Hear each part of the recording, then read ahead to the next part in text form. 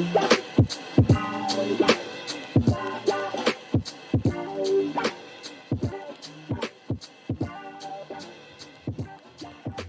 what's up, and welcome back to another episode of The Movie Newbie. I'm your host, Jibril Sahimi, and as usual, I am joined by the two guys, the two legends, the two... Keep going. Hermanos, the... Come on.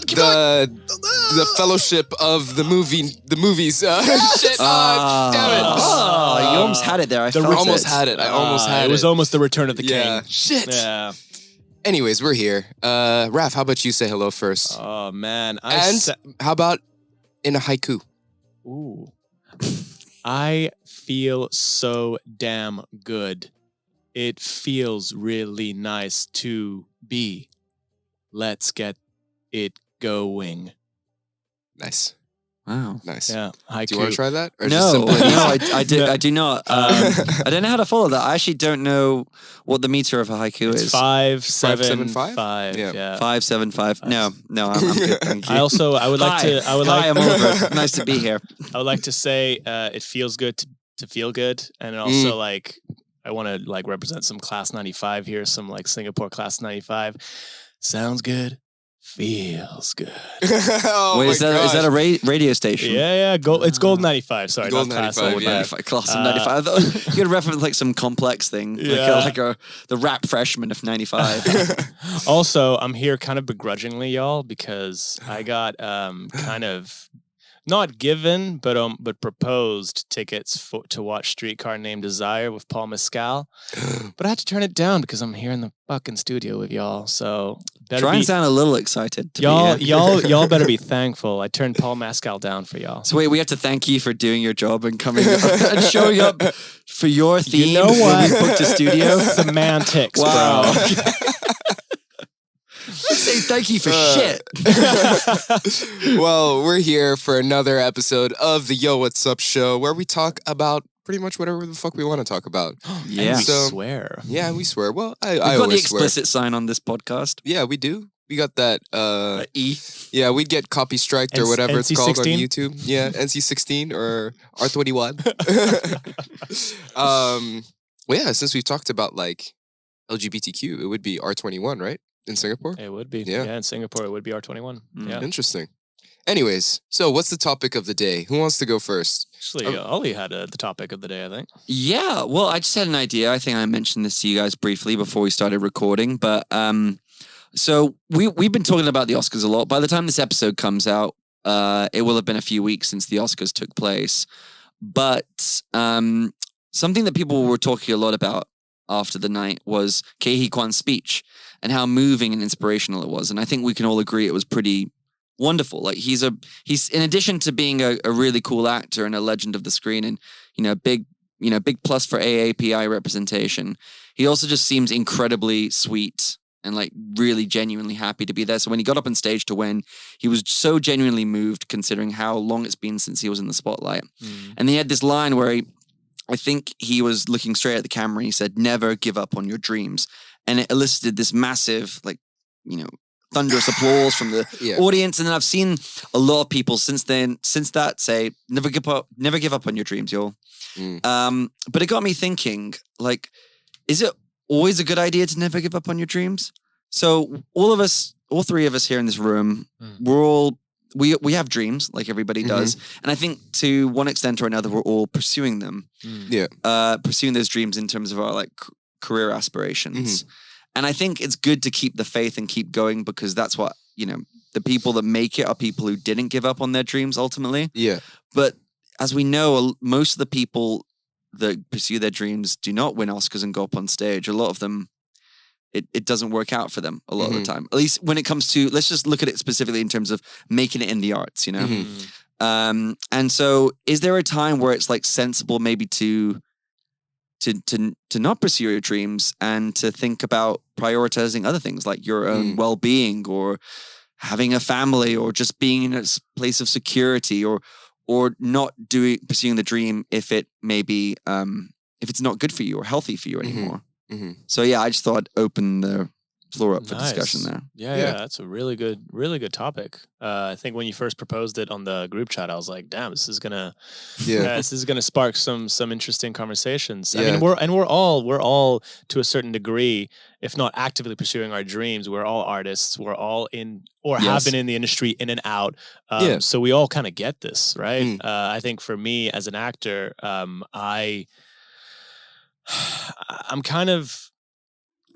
I understand that pursuing your dream is a lifelong journey. For me, being an actor is going to be a lifelong journey. But I also understand that I can put that on hold. And I know that I have put that on hold to sustain other parts of my life. I remember being so addicted to pursuing my dream, to getting this career started, to really establishing myself in the industry, whether that was in Singapore, or Australia, and Canada, or here. I remember I want to make it, I want to work, but I forgot that about living my own life because I was so pre-focused on doing that, and I didn't even know what that really meant or how to actually get that started. That I forgot how to live. I forgot how to live for myself and find out my other hobbies, my other likes, my other dislikes, to really be a fully fledged human. So one thing that I've always said as an advice to myself or spread to other people, like when I was teaching acting in Vancouver, go live your life first and then maybe pursue the dream, because you'll really understand whether you want it or not. I think go live your life, go understand who you are, go find yourself, and then see if the dream still aligns with you, you know? Because that's when sometimes you can put your dream on hold. You're like, actually, I think I want to do this instead. Or actually, it doesn't really align with anything that I am currently pursuing, so I'm going to put it on hold. The greatest thing for me as an actor is I can put it on hold. I can put it on hold now and maybe act when I'm 35 or when I'm 40. Wait for those roles to come out.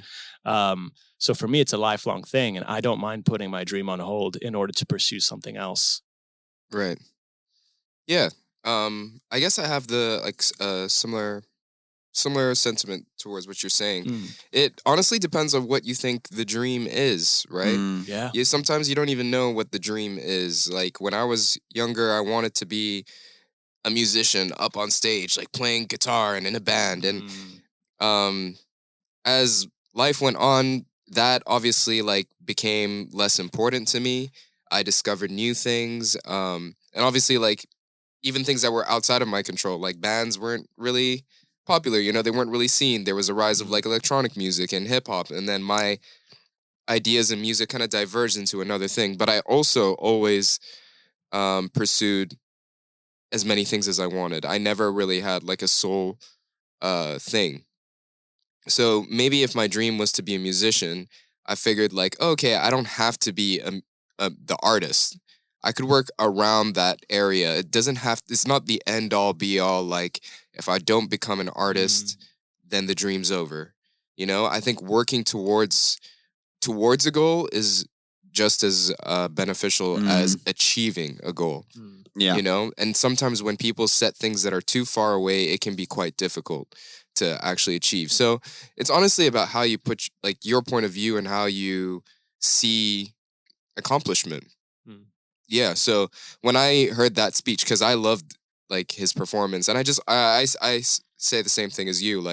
He's just such a likable guy. Yeah. Right? I saw him giving Harrison Ford was giving him a hug, and Harrison Ford doesn't give a shit about anything. Yeah. And to see Harrison Ford be like, "Oh, I'm so proud of you," and give him a hug and stuff, it was really nice to see. So, yeah, what are your thoughts on this? Yeah, I'm interested because you're someone who did put kind of it on hold a little bit. Yeah. No, I think you guys added such a refreshing perspective to the conversation. So I don't know if I have a ton to add. I think I do land somewhere similar to you guys. I really like what you said, Jabril, about if the dream is this really far off, highfalutin sort of goal. Let's just use the familiar examples like winning an Oscar, for example, or selling out Madison Square Gardens in a rock band.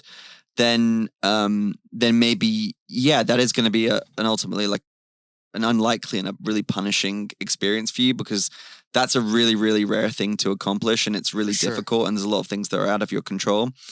So I wonder if like maybe if the dream is somehow wrapped up in pursuing the dream as well. Like if it, like even if you're not getting the sort of recognition that you want, or maybe you're not, making a great living off it yet anyway, if pursuing that dream and trying to make it in whatever shape or form gives you some sort of fulfillment or pleasure, and you decide like, I actually prefer living my life this way as opposed to whatever the alternative is to, when you're not pursuing a dream, for example, then that makes it worth it. And then then it doesn't matter whether or not you get to that far off destination, because in a way you're already there.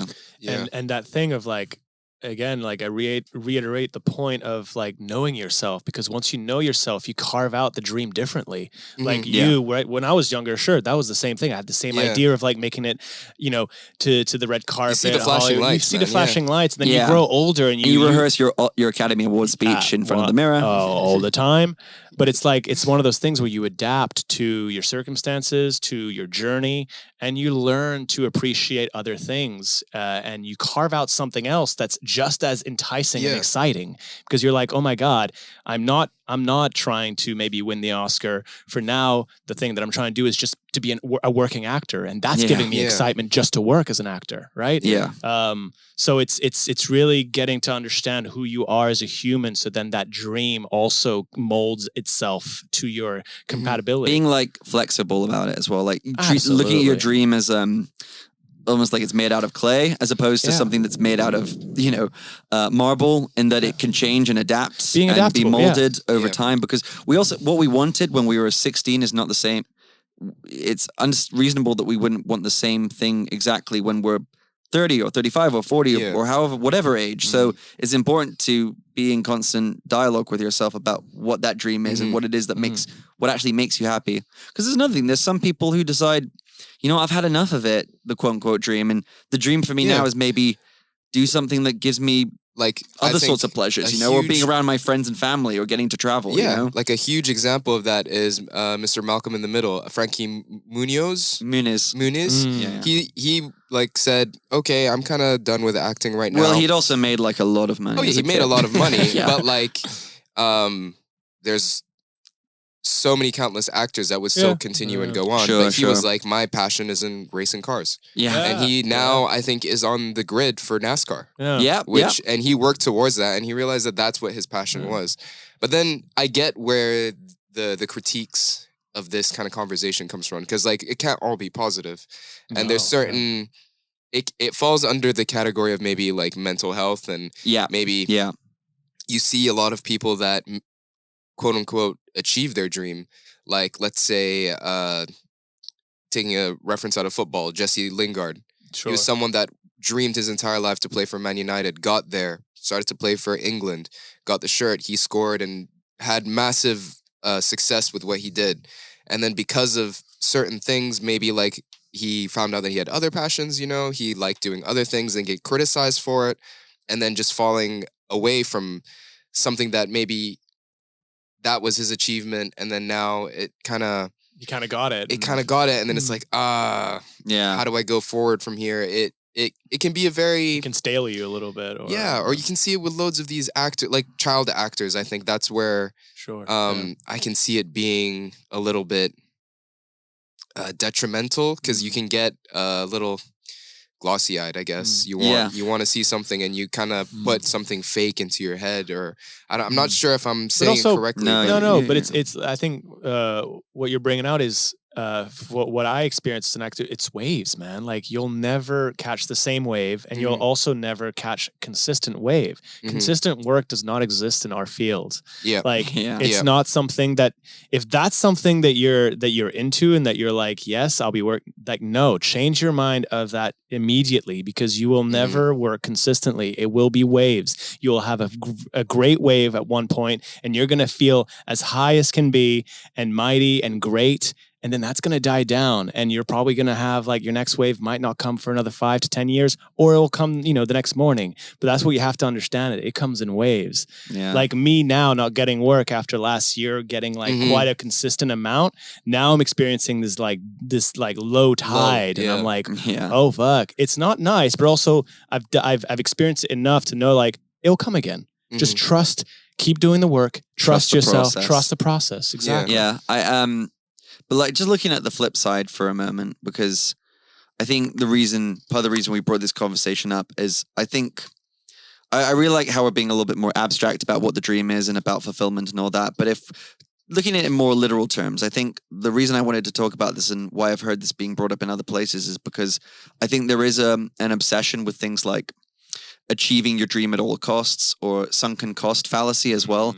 Like the idea that if you've what's the sunken cost so fallacy? it's like the idea that if you've poured enough time or money, in this case, I guess it'd be more like time or resources in something, you can't back out, because then you'll have just lost, which is ultimately a fallacy. The idea that you have to keep going once you've invested beyond a certain point. So you have people who are, let's just use the acting example here, who are not working as actors, who are not getting work, but have been trying for 10, 15, 20, 30 years. And the thing is, they're not getting anything out of it other than the hope that they'll get to that dream point. So it's bad on their mental health. It puts them in jeopardy. Honestly. And that, ladies and gentlemen, is the Joker. No, exactly. Well, but so I think you need to you need to check with yourself, like, how important is this to me? Because you referenced, my own situation before. And I think, I did.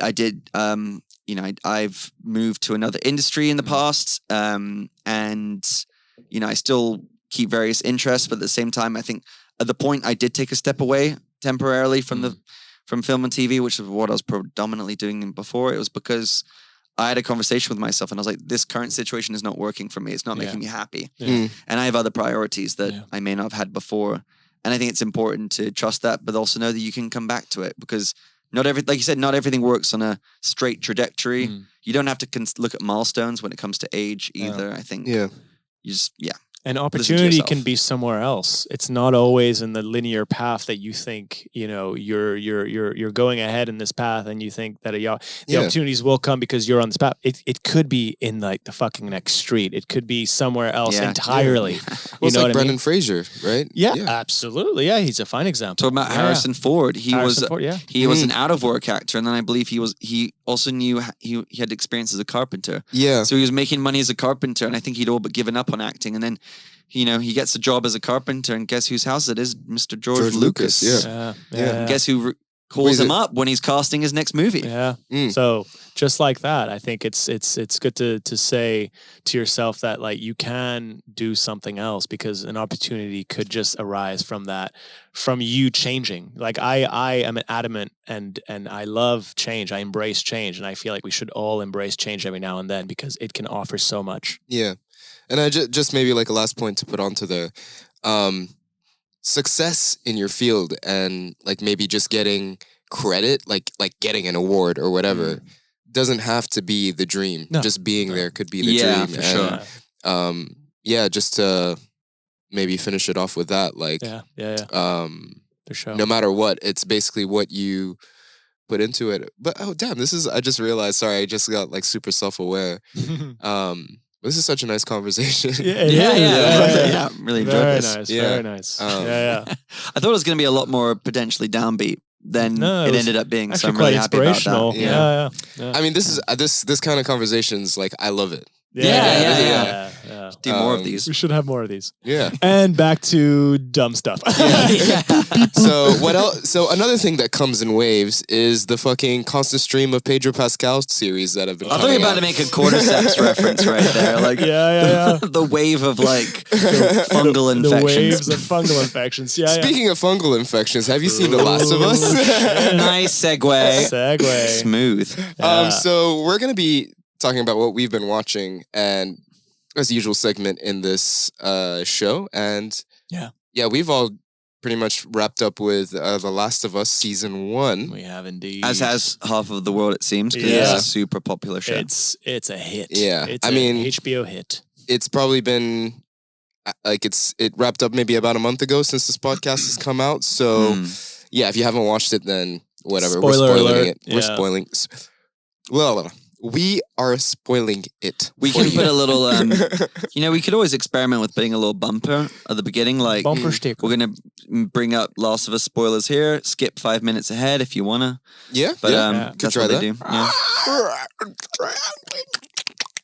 That'll be our spoiler noise. Has anyone seen the videos of the people doing the voices? Yeah, it's crazy. So funny. They're like, that vocal work, Yeah. though. So, okay, I have 2 questions for you guys. Then kickstart this conversation.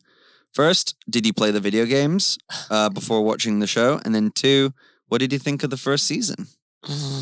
I'm going to go with Jabril first. Yeah, I'm gonna say I did not play the video games. Okay. I watched my friends play. I didn't have a PlayStation, so I never played the game.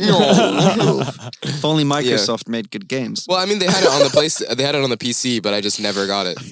Yeah. I was too busy getting laid. No, I'm kidding. Oh, snap! With the comeback. Last of Us is cool if you're a virgin. Leave me out of this, like guys. Elon Musk has come back there. No. All jokes aside, I was doing other nerd stuff. I You were really playing liked Halo. this. I loved the season, but the last episode, I felt like, I don't know. I wish they maybe kind of like, it felt so abrupt, and I've been hearing a lot of that, actually. A few of my friends did. maybe if it Rushed, was like abrupt. Yeah. and I don't know if it was like that in the game, and I'm just kind of, I feel like as if maybe Pedro had other things that he had to do, and they couldn't really like, I don't know. Only got Pedro for 5 more days. Yeah. He's doing the Mandalorian after this. Yeah, he's got to go. He's got to go sit silently in a suit. And he had that movie as well where he played himself. What's that movie with Nick Cage? Unbearable Weight of Massive Talent. Yeah. But yeah, it just seemed really abrupt, and I feel like they could have maybe expanded on like what happened to Ellie. But I guess maybe they'll do that in the next season. Yeah.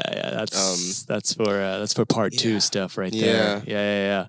Yeah. I'm a massive fan of the game. Big fan of this show as well. I feel like as an adaptation, this was a faithful and beautiful adaptation. It's the most successful adaptation we've seen a video game. So that's what a world we live in. Yeah. But the game, obviously, in the English language, I'm sure there's. Yes, there's probably adaptations of others. But as a game, I think the ultimate experience is the game is the actual source material, because there's a lot of gameplay elements that actually enhance the story itself that you can't quite get in the TV show.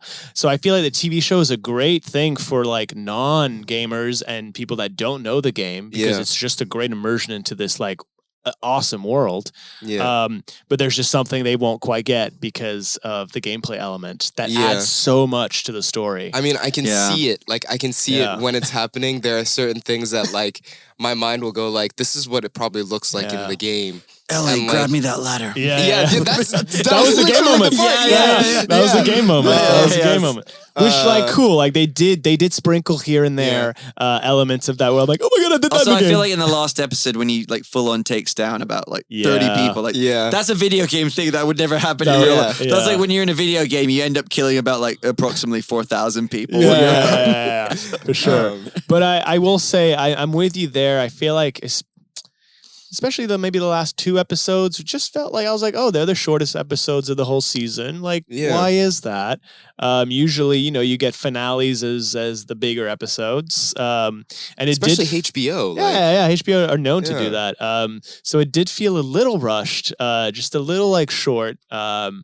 But it's for me, because I've experienced the game, I know that they've mirrored a lot, especially the last few episodes were like identical mirrors, and I was like, I kind of wish they like experimented like a little bit outside the frames of the game. Because you were saying that the good thing was how they expanded off of the game, and they like I think, was it Frankie and Frank and Frank and Paul? No. Frank and his lover. Frank and his lover, yeah. But yeah, Bill. that's Bill. Bill and Frank, Bill and Frank, yeah. But see, they dared to go that extra mile to make something creative and just something out of like a piece of paper that you find in the game, right? Yeah. That's like, that's ingenious. And I'm like, I wish they kind of did that more with some of the references that you did find in the games where you're finding a note that explains a story. Because that's or what like the deaf thing. Yeah, absolutely. Sam being deaf. Or the expansion of the infection and how they kind of slightly changed that.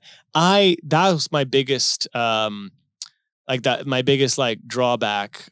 They kind of brushed that to the side. Like they made this whole expansion on the infection and like how basically the infected are all like interconnected a little bit, and there's this omnipresent kind of feeling about like how the infection's everywhere. Well, like they communicate through the earth. Through the earth. And then after like the 4th episode or the 5th episode, the big blowout, it kind of just left. But still the show's about like finding a cure, and I'm like, cure for what? There's no zombie. There's no infected. Well, like I was talking to Lorna about it recently. Lorna, who was on the show a few months ago, a few episodes ago.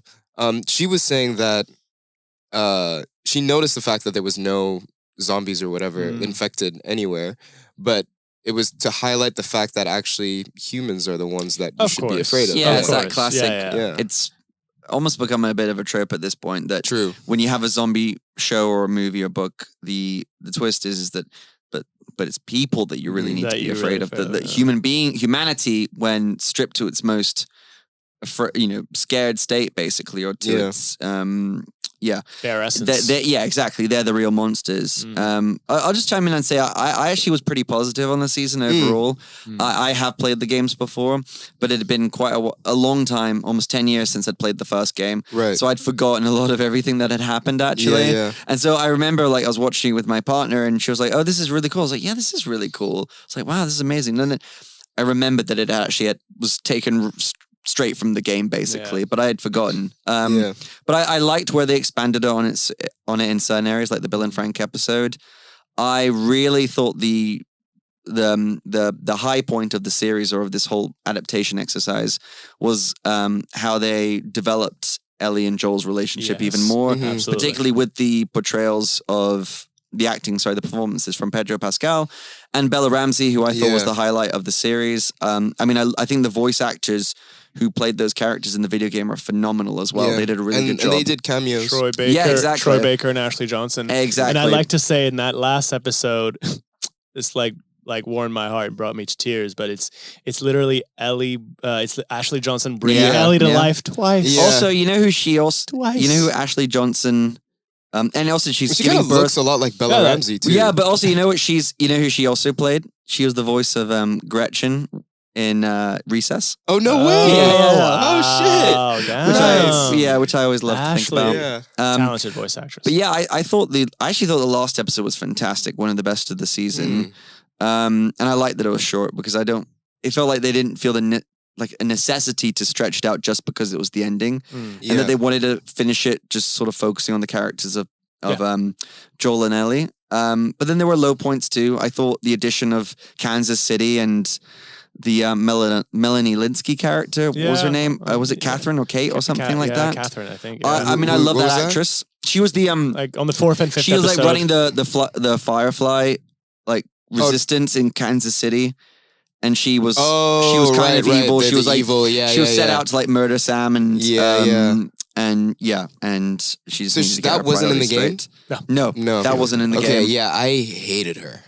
Yeah, I just think they didn't have enough time to develop those storylines because these characters would pop up for like 1 or 2 episodes and then they'd be killed off, and then they just move on to the next town. And I think and the same thing with David in episode 8, the leader of that cannibal cult. I just felt like that actor was so good, and there were so many great parts of that episode, but then he becomes such a cartoonish villain, and by the end, and I'm like, this all happened in like 50 minutes. See, in the game, that should have been like 2 or 3 episodes. For sure. This is what I'm saying. Like, I feel like there was a bit of a rush when it came to certain things, and it did feel like loading up for the next level. Between certain it wasn't things. even 10 episodes, right? It was 9, so they could have definitely added one more. But I feel like, in the game, you see, that was my most anticipated episode. That's an amazing part of the game because like that is, and it's played by Nolan North, who does who voices that guy, who voices David, and who's very famous for doing the Uncharted games. Yeah, that character, man, in the game, because there's more time and you get to actually like. You are playing as Ellie, and there's like this whole sequence where you're fighting off zombies with him, and there's this whole like, and he saves your life and at some point as well, so you feel more indebted to him, you trust him more. So I feel like in the episode that didn't really was expanded, so you already felt like I'm not going to trust this guy. Yeah. Well, let's take it a little bit back, and I wanted to ask you guys what you think makes this a successful video game adaptation and why it's successful. Honestly, because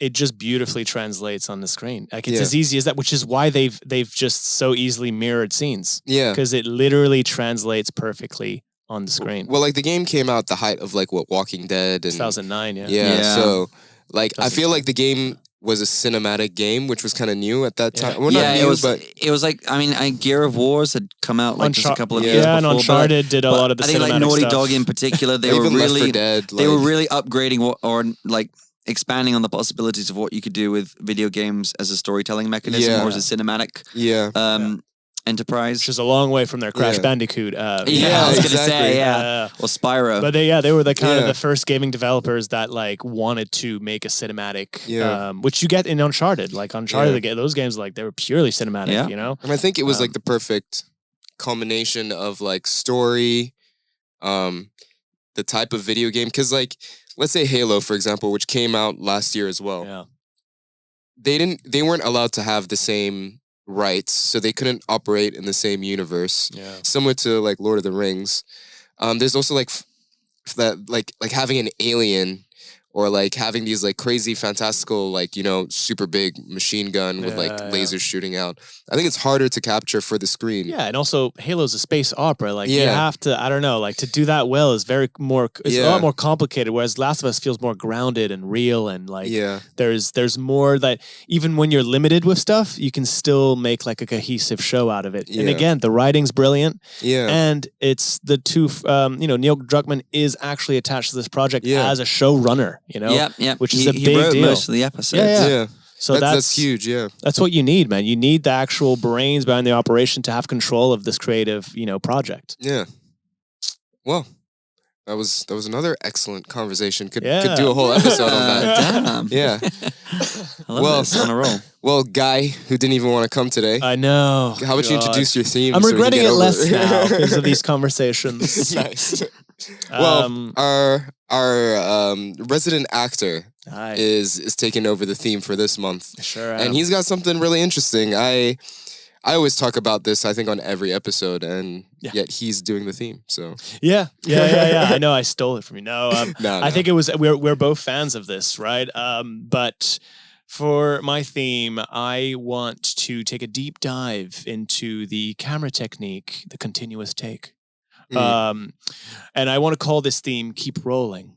Because I'm a sucker. I'm a huge fan of the long take sequence. And I've always been. And I think, one of my favorite movies being the movie that's going to be in this theme, just opened up a whole new world of like the possibilities of these long takes and the creativity that goes behind it. And also the theatrical elements that go behind it. The fact that it lets the actors like do their thing. It gives the scene so much breadth and levity. And so I want us to like kind of go through that in three various ways with three different movies. So the first movie that we will be going through is Alfred Hitchcock's experimental masterpiece, I will say, called Rope, 1948, I believe. Yep. And he was kind of the first one, along with Orson Welles, to utilize this back in the golden age of Hollywood, let's say. But he really emphasizes that technique by only establishing kind of 4 long takes. And we'll review this movie and we'll see like how it was first done, because this is the first kind of prime example of that. And then the second movie we'll be going for, which is one of my favorite movies of all time. Is it your favorite? Because you said it's your favorite. It's okay. It's my favorite. Yeah. I think it's along as being like one of my favorites. It's also just the movie I've watched the most, I think. Norbit. Exactly. But not the first one, the second. Not many people know this, but Norbert, all one take. Oh yeah, all one take. A modern classic. No, it's Alfonso Cuaron's Children of Men, which is also based on a book that I love, written by P.D. James of the same name. But yeah, well, Alfonso Cuaron just like changed my whole shit up. I was just like, what's going on here? Like this is this a big fan of the a big fan of the long take sequence. Yeah, Gravity the tracking being shot. Yeah, Gravity being another fine example. Prisoner of Roma. Azkaban. Absolutely. There's a long take in that one. Yeah, for sure. There's loads. There's multiple. There's so There's many. multiples. Again, he reignited the franchise. Well, yeah, he was, I think, solely responsible for like the darkenifying, like making fantasy and superheroes and shit For dark. sure, Yeah, for well, sure. other than the Dark Knight stuff. Yeah. But so we'll be going through Children of Men, which is, in my opinion, a modern classic, but also strongly utilizes the long take sequences in exceptionally brilliant ways. It was released 2006, and we'll be going through that. And then, last but not least, to its purest form, we will be looking at Victoria, directed by Sebastian Schipper, I think his last name is, or Schipper. He's a German director, I believe. But he uses this long take sequence in fucking, steroids, because he actually goes through the whole thing, and it's a one actual long take sequence, going from the evening to the morning. Right. It's utterly brilliant, and there could be maybe one or two little sneaky cuts in there, but it's just done so flawlessly that you're like, wow, this is brilliant. So yeah, those are the three films. Three great What were picks. the ones that you had to push to the side for these three? Did you have any other ones in mind? Honorable mentions. Honorable mentions. Not that I think on top of my head, honestly. Those are the three strong ones that came immediately. But there was Has anyone seen that? The Revenant. The Revenant did use a few like long, especially the first. So you're saying intro. long take, not one take? Yeah, I'd say like the continuous take. Right. I'll Because say only like, one film out of these three is actually all shot in one take. And that's is Victoria. Yeah. Okay. Yeah. With which even then I think there is one, but anyways, we'll talk about it. Yeah. We'll see. Because there's that chef movie that came out before COVID. Indeed. Oh, Boiling Point. Yes, Yeah, that was yes. quite So recent. that was very That was recent. all one take. I really like one that shot, movie. Yeah. That was also up there. And there are other fine examples. But yeah, I think these three just like immediately struck out, and I think I had to do Children of Men just because it's up there for me. So yeah, it'll be a nice little like technical kind of theme. And I'm ready for it. Nice. Keep rolling. Nice. Keep rolling. Keep rolling.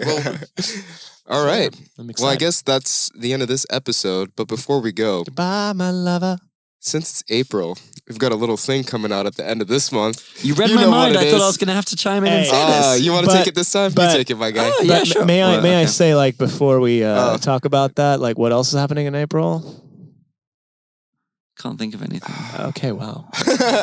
And you call Well, yourselves actually- my best friends. Actually, we wanted to do that and then finish it off with that. You're too good yeah. to me. All right, go on then. Well, I'll just make it quick then.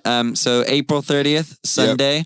It's the bank holiday weekend, so you're allowed to stay up late. But Temps Rising, which if you've listened to this podcast for a while now, you'll have probably heard more than you care to.